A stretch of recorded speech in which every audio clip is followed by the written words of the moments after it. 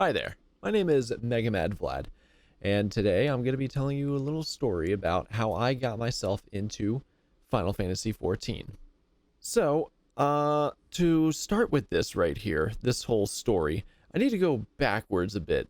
And when I do that, I mean, like, I need to go back maybe a few years or so. When I was playing, like, I'm a huge video gamer. I live for video games pretty much at this point. And give me a good game, and I am in love. So, a few years ago, you could say that, obviously people's taste in pretty much everything changes over time. Mine changes with games as well. Like, I will have a preferred game at one point, and then maybe 5 or 6 years later, it changes to another preferred game. Like, new games come out all the time, and when we get them, essentially people experiment or things stay the same. And when things stay the same, I tend to gravitate towards something new. Yes, those things that are staying consistent with each other, you could say that those are something that you can go back to. Like, I'm just going to use Call of Duty as an example for this. Call of Duty itself is a mainstay. Everybody loves it. Well, everybody who plays it and loves it, they love it. It's kind of redundant and makes no sense. But anyway, continuing from that, Call of Duty stays consistent with how its approach is done. They may experiment with a couple mechanics here and there, but for the most part, it stays the same. And so, with what I was interested in before, I played Call of Duty back when Modern Warfare 2 came out. I played it during Black Ops 1, and then I just kind of moved on into different kinds of games. So that's just little thing right there as to how far back, like, just an example as to how my tastes have changed over time. Recently, like in the past couple of years, I have gravitated towards you could say narratively driven games, like stuff with very good stories. So I've gone away from the typical multiplayer shooter and kind of moved towards something that's going to keep my interest, something that I can get invested into and just keep going from it. If something interests me in the game, I look it up. Uh, like that's where I am. That's where I was. That's where I still kind of am. But when I was like the point in time that I'm talking about specifically, I'm still very much into these games, but I've kind of like not pushed them out of my life or anything like that. But it's like another game kind of took over that spot, and that would be Final Fantasy XIV. But the way on how I get there is actually quite different. Now, my experience with MMOs has been back, oh god, like we're talking years ago, like more than a decade. Um, I want to say probably close to like 15 or so years ago. RuneScape. That was my very first interaction with an MMO of any sort right there. While I wasn't thinking about this at the time, I enjoyed it. I did have a good time. Now, fast forward a few years, the whole novelty of playing an online game with other people for the first time kind of wore off with me with, shooters and my taste changing with that at that time. I tried World of Warcraft for the first time. I had the game. I got it for Christmas, and I also had one of those like 14-day free trial cards. So I put it in, put it onto my laptop, and this is also when I found out my laptop was not great with any sort of games. Like this laptop would overheat at any sign of effort. So when I was trying to play it, they kind of overheated and shut off like after so long. Like I could probably get through like 10-20 minutes of it before that. So that probably has something to do with with what I'm about to say. But played World of Warcraft for the first time. While I tried it, I gave it the good old college try. I did not have fun. Like, based on my memory, I did not enjoy it. I tried a bunch of different classes.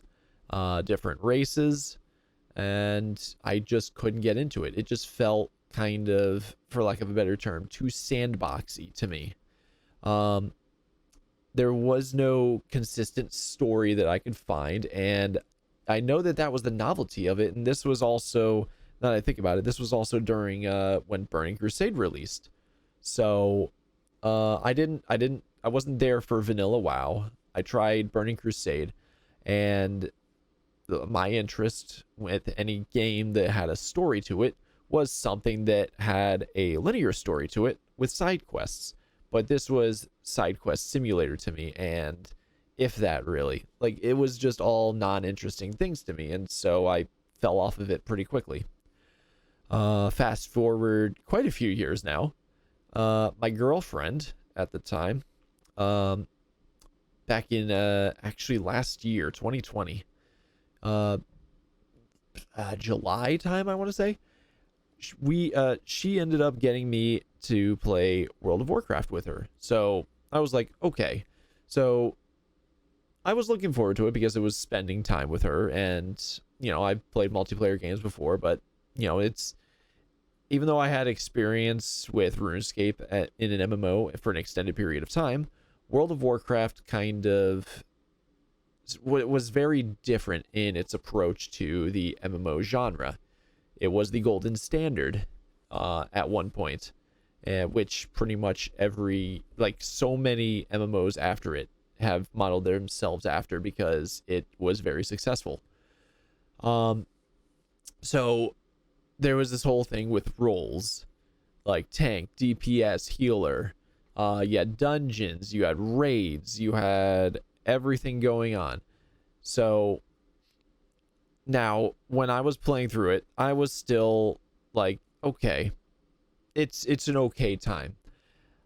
My mind was constantly going back to like that of Fallout or like the Elder Scrolls or something like that, because again, I'm very much into narratively driven games. So when it came to this, I was having an okay time, like I said, but we got into the first dungeon, which was, I don't know. We were Horde side. It was the first dungeon. I forget what it was called, but it had like magma and lava everywhere and whatnot. And I know you could find that dungeon in actual Orgrimmar and stuff like that. So we went in there for the first time. This was not her first time doing a dungeon, even though she took an extended break. But when I went in there, it was like this euphoric moment hit. I had a blast.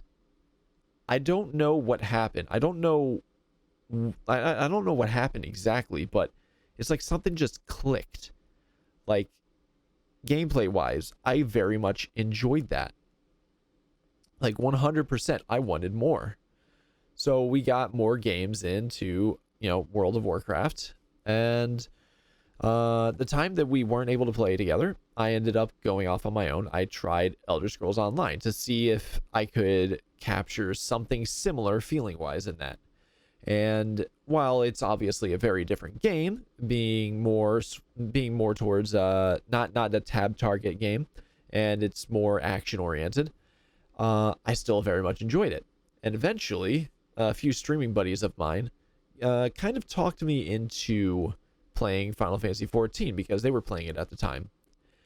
And so, like, we're actually getting into the topic at hand. Final Fantasy XIV. I tried it out, and while I was getting further into it, it was not quite the not quite the same euphoric experience that I got from that first dungeon in World of Warcraft. But I still enjoyed it. And, Realm Reborn, I had a good time with it. It has, because of its size, and I know that it was 18 months of development, so it was kind of still, like, they were rushing to get certain aspects done, and with the story, with all the gameplay, and still testing things out. Like, for instance, the raid in there, the first one, the Coils of Bahamut, there's some things in there because they were testing out the whole concept of a raid there's things in there that you don't see in the other raids that comes with the expansions. So, regardless, before I, mumble too far, um, when it comes to Final Fantasy XIV, I had a goal. My goal was to get finished up with Heaven's Word. Heaven's Word was free. I joined in August of 2020, and 5.3 released, patch 5.3. So I got onto there, and with that goal in mind, even with all that fluff in the story in Realm Reborn, I pressed on. I wanted to see what people saw in the game, and I got to the. Well, I don't know where eventually I found myself addicted to the game. I don't know the precise point, but all I know is that when I got to the end of Heaven's Word, I was full on. I am very much invested in this game. I want to see more of the story. This was an MMO that is story driven, so it's checking a bunch of boxes at the same time for me. It has dungeons, it has raids, even though the raids are a bit different than World of Warcraft. They're still very fun. It has friends that I can make. It has a story. It is Final Fantasy. I love Final Fantasy. There's so much going on for it that I am just heavily invested in, and I want it to continue. So now, fast forward to current time. Actually, let's take a step back to like a little bit before 5.4 released. In the span of one story patches, one MSQ patch lifespan, 5.3 to 5.4, because I was off from work, I got laid off during this time. I actually caught up in the MSQ. Like, I bum rushed the story and skipped a lot of side content, but I'm kind of, working on that side content right now. But I am caught up in the story even right now with 5.5. So I am very much invested in the game. I've made quite a few friends with it as well. And that is overall how I not only got into Final Fantasy XIV, but also got into MMOs as a whole. So this game has let me rephrase here. Before I got into all of this whole MMO thing right now, I was playing Destiny 2. I was playing Destiny before that, but Destiny 2. Eventually, I kind of lost interest in it because, again, my tastes change over time, and Destiny 2 kind of stayed the same. So I looked for a game that could, that could tide me over until I got some more interest in Destiny again. But what I got in return was actually something that kind of ended up replacing Destiny in the end. I played Destiny a lot. I loved it. I love the story. I love the universe. I love the game. But Final Fantasy XIV kind of took the grind that I lost, the passion and everything from Destiny, and gave it to me again. Now I have a mainstay game that I can go back to any day of the week and enjoy myself in and feel like I'm progressing towards something.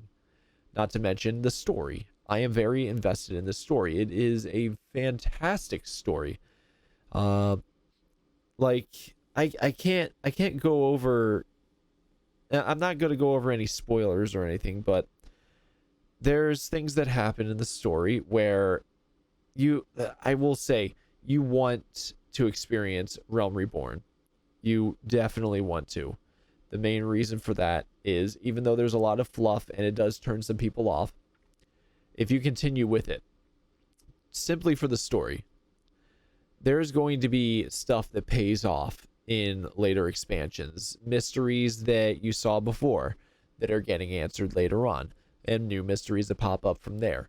And when you get to Shadowbringers, that's where so many like chef's kiss moments happen, and I love it.